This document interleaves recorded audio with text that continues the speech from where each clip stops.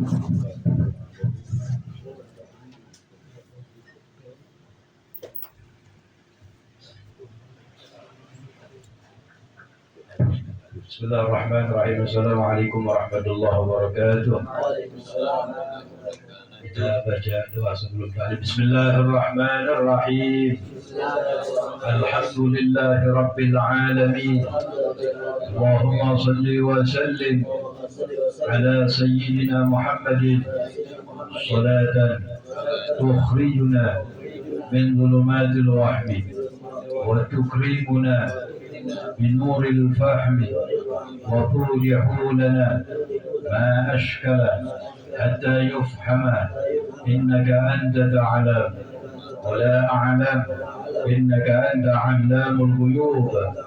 اللهم إنا نسألك فهم النبي وحفظ المرسلين وإلهام الملائكة المكرمين.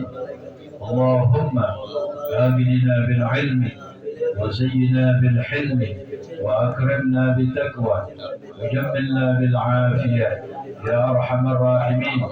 وصلى الله على سيدنا محمد وعلى آله وصحبه وسلم. بسم الله الرحمن الرحيم. الحمد لله الذي هدانا لهذا وما كنا لنهتدي لولا أن هدانا الله. أشهد أن لا إله إلا الله وحده لا شريك له وأشهد أن سيدنا ونبينا محمدا عبده ورسوله لا نبي بعده. اللهم صل وسلم على سيدنا محمد مفتاح باب رحمة الله عدد ما في علم الله صلاة وسلاما دائمين بدوام ملك الله وعلى آله وصحبه ومواله ولا حول ولا قوة إلا بالله. وقال المصنف رضي الله تعالى عنه ونفعنا به وبعلومه في الدارين آمين إلى أنبال.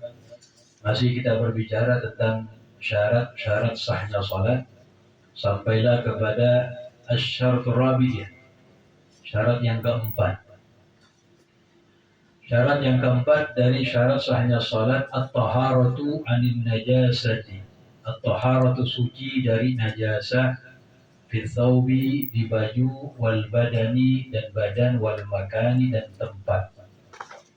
Jadi baju kita kudu suci dari najasa, badan kita juga harus suci, dan tempat sholat kita yang bersentuhan dengan badan kita atau dengan pakaian kita harus juga dalam keadaan suci. As-sawbu yang dimaksud dengan baju di sini wal malbus adalah al-malbus yang dipakai, yang dikenakan. Wal mahmul dan yang dibawa. Yang dibawa kayak sorban misalnya, itu dibawa. Kalau baju yang dipakai sama kita, mesti suci itu. Wa in lam yataharrak biharakati. Wal mahmul yang dibawa meskipun tidak bergerak dengan gerakannya dia. Meskipun tidak bergerak dengan gerakannya. Contohnya maksudnya apa tuh? Dia punya sorban panjang 5 meter misalnya, pakai. Iya. Misalnya begitu, walaupun ujung sorban itu nggak bergerak dengan gerakan dia. Yang bergerak ya cuma yang dekat sama dia aja, yang jauhnya nggak bergerak. Itu maknanya. Wa illam yataharrak biharakati. Wa kadzalika al-muttasil bih, begitu juga yang bersambung dengannya. Ya, yang bersambung dengannya. Jadi kudu semuanya harus dalam keadaan suci. Al-muttasil yang bersambung dengannya, nanti dicontohkan. Ada orang misalnya sholat, di tangannya diikat tali, talinya panjang 1 kilo misalnya. Itu tali panjang kan mutasil namanya, bersambung dengan dia. Dan tali juga mesti dalam keadaan suci. Nanti kalau ujung talinya atau pertengahan talinya kena najis, nggak sah. Karena mutasil berhubungan bersambung dengannya. Nanti akan dibahas. Jadi yang dimaksud dengan thawb di sini yang dipakai, wal mahmul dan yang dibawa, walaupun tidak bergerak dengan gerakannya, begitu juga al-mutasbih, al-mutasiru bih, yang bersambung dengannya. Nah, al-badanu yang dimaksud dengan badan yang mesti dalam wudu mesti suci ya dari najis. Ai zahiru badanul musalli, zahir badannya orang yang sholat. Yang zahir bukan yang batin. Kalau batin sih nggak apa-apa. Zahir. Kemudian wa yashmulu dakhilal anfi, wa yashmulu dan mencakup akarnya dakhilal anfi dalam daripada hidung. Ini juga nih, hidung kita dalam ini mesti dalam keadaan suci. Walaupun nggak sampai keluar. Dalam hidung sini hukum zahir. Dalam sholat hukum zahir. Artinya apa? Mesti dalam keadaan suci. Kalau dalam mandi hukum batin itu. Dalam mandi wajib. Yang dalam hidung nggak wajib dibasuh. Cuma kalau dalam bab najasah dalam sholat hukum zahir. Wal fam, dalamnya mulut kita nih. Itu mesti juga dalam keadaan suci, nggak boleh misalnya gusinya berdarah, nggak sah, najis darah itu. Ya, beda dengan masalah mandi. Ini dalamnya mulut, hukum batin. Itu mandi wajib nggak dibasuh mulutnya yang dalam, ya nggak apa-apa. Yang penting akhirnya kebasuh. Wal ain, dan juga mata mesti dalam keadaan suci juga. Dakhilul ain, ya. Dakhilul anfi wal fani wal aini, gitu. Atau bisa jadi wa yashmulu al-aina. Cuma wajhu ataf itu wal aini yang benar jadinya. Ya, mencakup daripada mata juga mesti dalam keadaan suci. Ya. Kalau matanya kenapa tuh? Ya ada darah misalnya. Ya. Nah, ada darah misalnya, bisa dihilangin, wajib dihilangkan. Nah, seperti itu. Itu badan. Kemudian yang ketiga al-makan, tempat. Yang dimaksud dengan tempat yang mesti dalam keadaan suci, walladzi yulaqihi asna salati, tempat yang ia bersentuhan akannya di pertengahan sholatnya dia, di waktu sholatnya dia. Jadi tempat yang bersentuhan dengan dia. Ya. Alladzi yubashiru thawbahu wa badanahu. Yang yubashir, yang bersentuhan dia thawbahu akan bajunya dan badannya. Jadi yang dimaksud dengan tempat di sini apa? Yang bersentuhan dengan bajunya dia mesti suci. Yang bersentuhan tempat dengan badannya dia mesti suci. Kalau cuma di sampingnya doang, maaf ada kotoran kucing, itu sholat di sampingnya, bicara sah aja. Cuma nanti makruh kalau najisnya dekat, menghilangkan khusyuan. Gak ada kotoran yang gak khusyuk ya, apalagi bote kucing sampingnya itu ya. Nah ini nambah kagak khusyuk. Bicara sah aja, asal nggak kena badannya dia dan nggak kena pakaian dia. Itu maksud yang dimaksud dengan baju, badan, dan tempat. Jadi kita kembali syarat yang keempat, suci dari najasa yang tidak dimaafkan di bajunya, di badannya, dan di tempat sholatnya. Tempat sholatnya maksudnya apa? Yang bersentuhan dengan dia, dengan badan dan dengan bajunya. Masailu fit taharati anin najasa. Beberapa masail fit taharah dalam taharah anin najasa, dari najasa. Yang pertama, lau shalla fi saubihi. Lau shalla, apabila seorang sholat, wa fi saubihi, dan ada pada bajunya, au badanihi, atau badannya, najasah. Ada najasah. Lam ya'lamha, yang ia tidak mengetahui akan najis. Jadi orang sholat, di baju atau di badannya ada cuma dia kagak tahu. Nah, cuma dia kagak tahu. Itu gambaran pertama. Gambaran kedua, au alimah, atau mengetahui dia akan najis, supaya sia, kemudian lupa. Ente tahu nih kain ente najis nih, cuma lupa pakai sholat. Wasalla biha, dan dia sholat biha dengan dengan najis. Wa tadzakkara, kemudian dia ingat.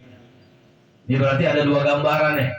Gambaran pertama, dia nggak tahu bahwasanya di baju atau di badannya ada najis. Habis sholat kelar baru ingat.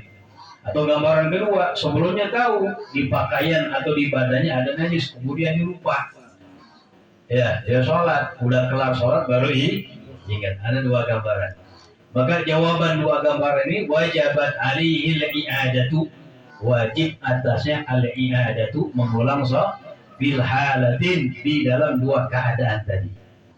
Likulli salatin, di setiap salat, tayakkana, yang ia yakin, fi'laha, akan mengerjakan itu salat, ma'an najasati, bersama dengan najis. Gambaran pertama, pas lagi baca zikir baru lihat lah, ini kan ada najis nih. Cuma dia yakin tuh najisnya ini kena sebelum dia sholat atau kena di waktu dia sholat, berarti wajib mengulang sholatnya. Cuma kalau dia yakin ini najis kayaknya kenanya barusan nih, ada pas pulang dari masjid, pas di rumah lihat ada najis, kayaknya mungkin tuh tadi ayam lagi ngumpul ayam ya, rapat misalnya. Ada tai ayam di sini nih kena. Mungkin ya, mungkin tadi setelah ada sholat. Nah, kalau ente yakin begitu berarti sholatnya sah. Ya. Jadi kapan dia yakin itu terkena najasa sebelum sholat atau di waktu sholat, maka wajib mengulang sholatnya dianggap tidak sah. Apakah dalam hal ini diganjar pahala? Diganjar pahala. Yusuf ala ghasli, diganjar atas maksudnya baik. Cuma sholatnya wajib diulang. Ya. Atau gambaran yang kedua lebih jelas lagi. Kainnya najis misalnya, lupa dia. Subuh dipakai buat sholat. Pagi-pagi baru ingat lah, ini kan kain itu najis ya. Tadi subuh dipakai buat, wajib ulangin sholat subuhnya itu. Ya, kalau udah pagi ya qadaan berarti wajib diulang.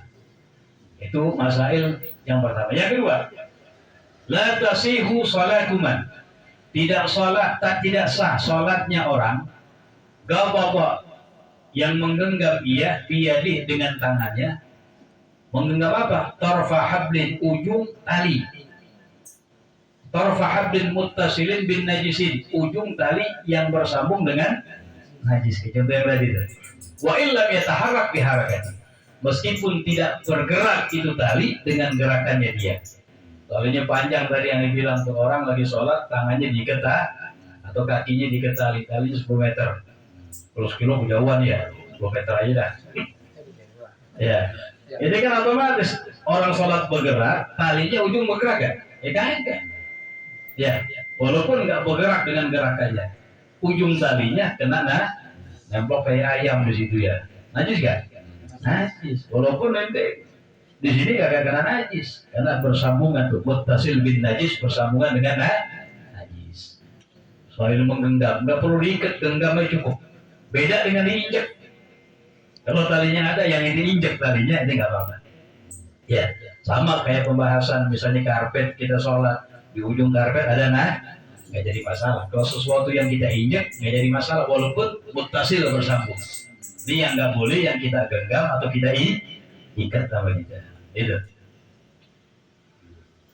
Nomor 1 talikan di bawah tuh. Li'annahu hamilun. Nah, kenapa ilahnya nggak sah sholatnya? Orang yang di ujung talinya itu ada najis bersambung dengannya. Li'annahu karena talinya itu. Li'annahu karena dia hamilun. Limuttasilin bin najis. Dia membawa sesuatu yang bersambung dengan najis. Itu ilahnya. Ka'annahu hamilun lahu. Maka seakan-akan dia membawa itu najis. Wala yadurru ja'luhu tahta rijlihi. Enggak apa-apa ja'luhu menjadikan talinya itu, yang menjadikan talinya tahta rijlihi, di bawah kakinya. Itu enggak jadi masalah. Kenapa? Li'adami hamdihi lahu. Karena tidak membawanya dia kepada itu dianggap enggak bawa kalau cuma diinjak doang. Yang nggak boleh kalau dipegang sama diikat sama tangannya atau bajunya dia sama. Begitu. Bapak jauh ya ada apa begitu. Cuma bisa terjadi. Nah, nomor 3. La yadurru wujudu najisin muhadzin li badanil musallina. Tidak apa-apa. Artinya apa? Nggak membatalkan sholat. Wujudu najisin, oleh adanya najis muhadzin yang berdekatan libadaril musalli, kepada badan orang yang sholat. Itu sholat samping kita ada najis, ya nggak apa-apa. Layadur, nggak membatalkan sholat. Au malbusihi, atau berdekatan dengan pakaiannya dia. Ya, sorbannya dia panjang. Nggak dekatan dengan badan, tapi dengan pakaiannya. Sama mirip. Au mahmulihi, atau berdekatan itu najis dengan sesuatu yang dia bawa. Ya, sorban misalnya. Biduni mumasatin lahu, dengan tanpa menyentuh lahu kepada itu najis. Ya, nggak jadi masalah. Jadi orang sholat di sampingnya ada najis, ini sah aja sholatnya. Ya, walakin ma'al karahati, akan tetapi bersama dengan kemakruhan. In doruba urfan, apabila dekat itu najis urfan secara adat, secara kebiasaan. Kalau dianggap terlalu dekat banget, semeter dekat ya. Dekat, ada kotok itu sholat ayam ya sholat kan dekat itu, ngendus juga. Nah, ini makruh.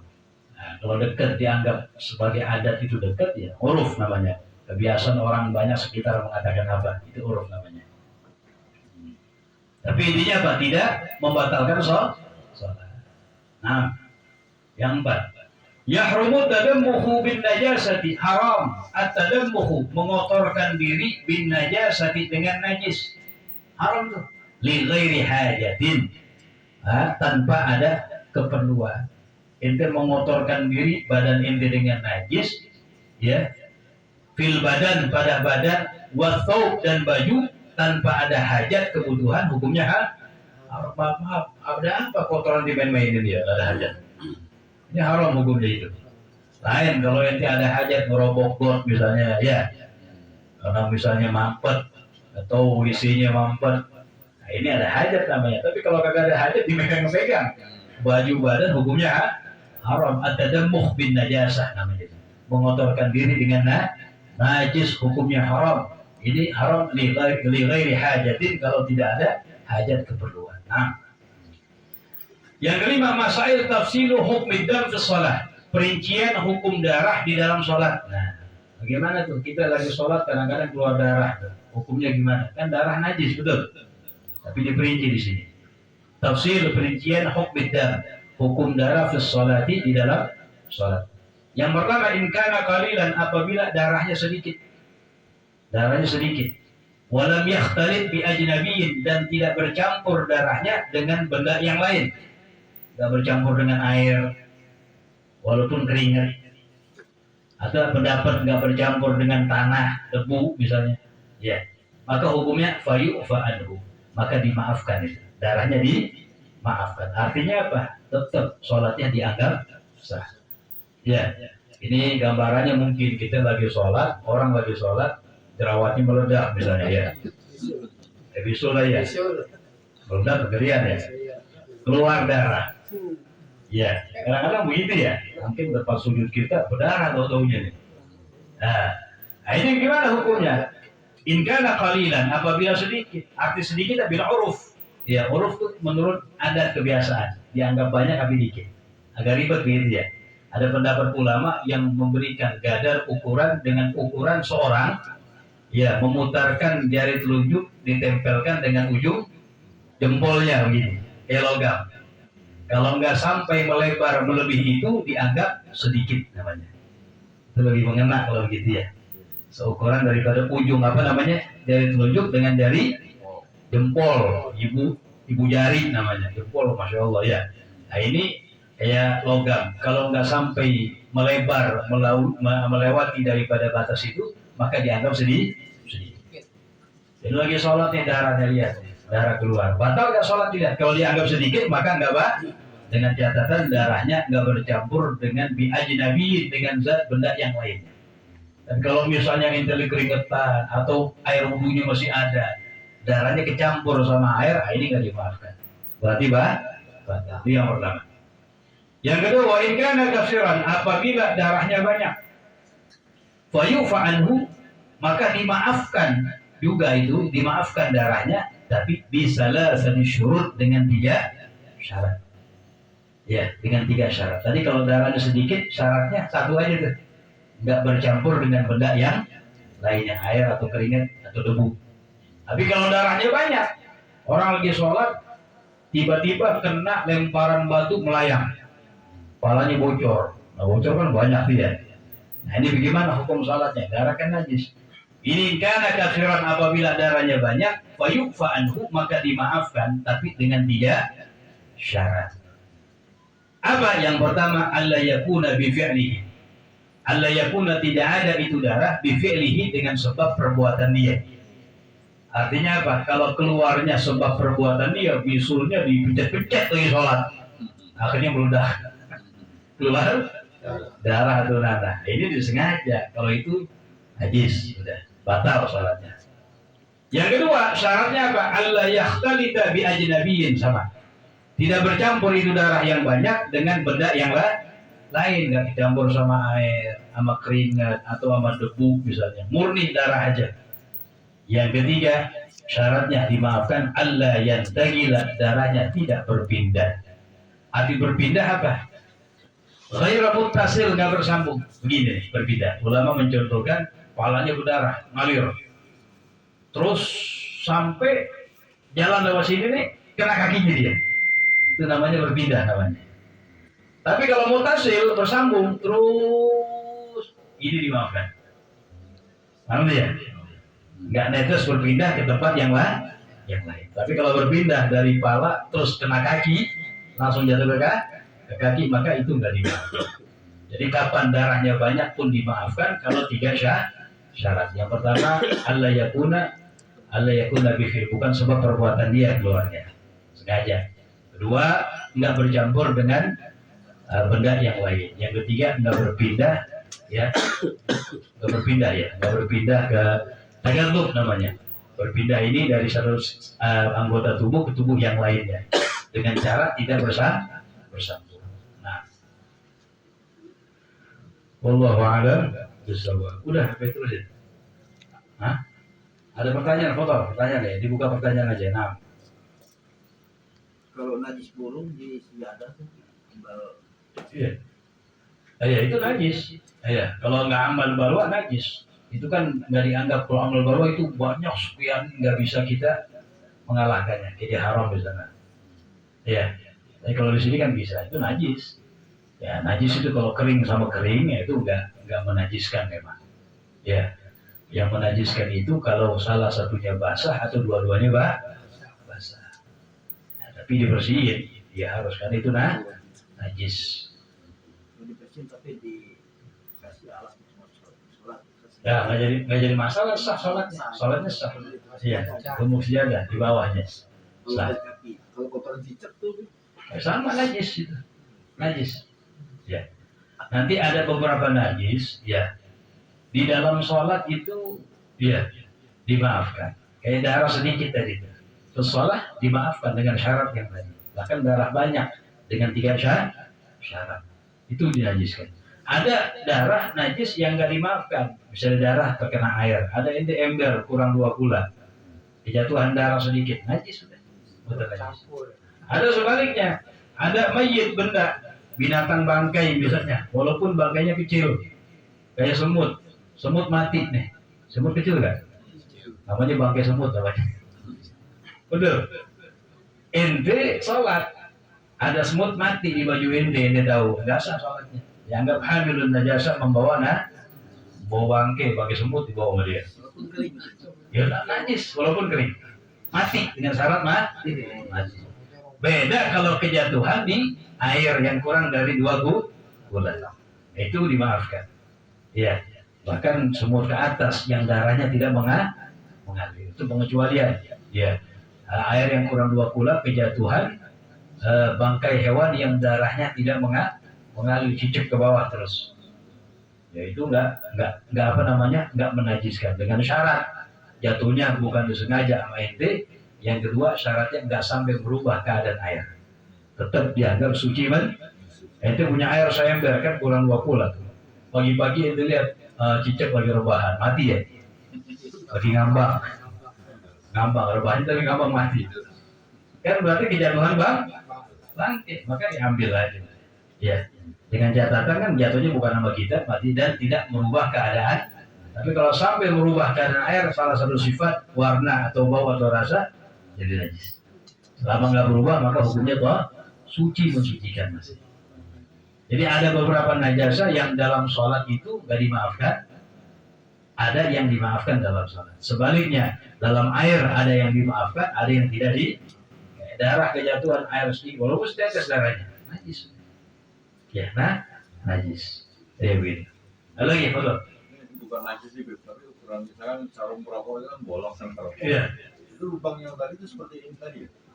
Ya, kalau lubangnya terlihat daripada auratnya dia, nampak kelihatan, ya kelihatan, ya, mau kelihatan. Jadi gini, kulit itu kelihatan, itu terbuka aurat namanya. Ya nggak boleh, kecuali lubang yang auratnya kulitnya tidak kelihatan. Nah, nggak apa-apa. Kan banyak yang bolong tuh kainnya dia. Sampai kalau Haji Samsu tuh ya. Cengkehnya meledak.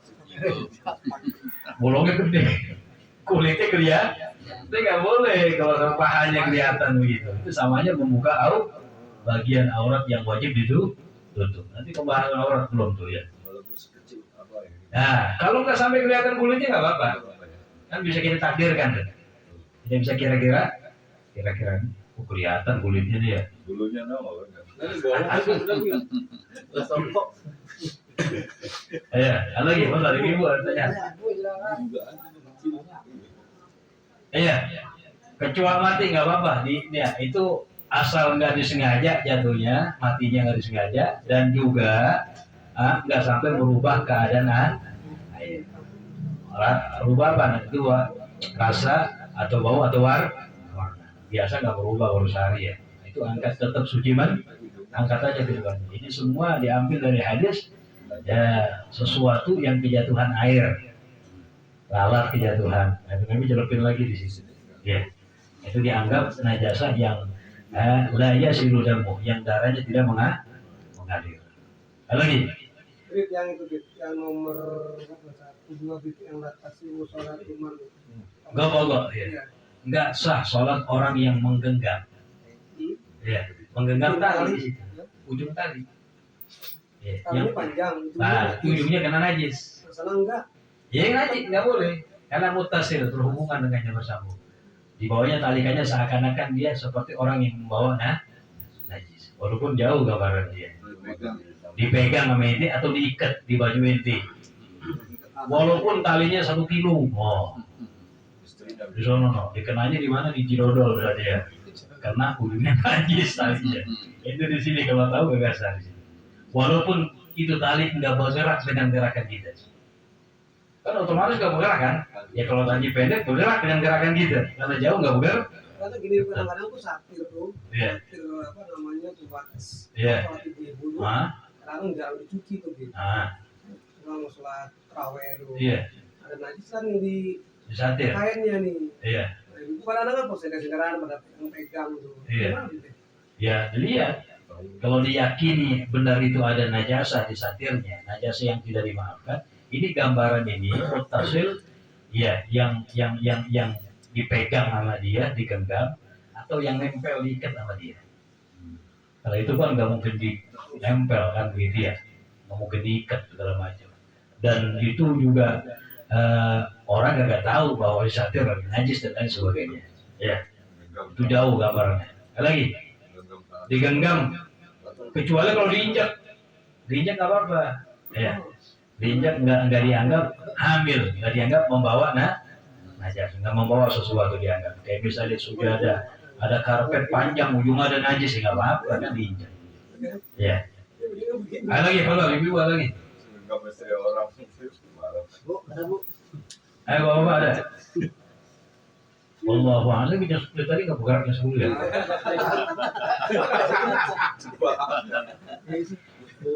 Wallahu a'lam bis-shawab. Sallallahu alaihi wasallam Muhammad Nabi Ummi wa ala alihi wa sahbihi wa sallam. Alhamdulillahi rabbil alamin.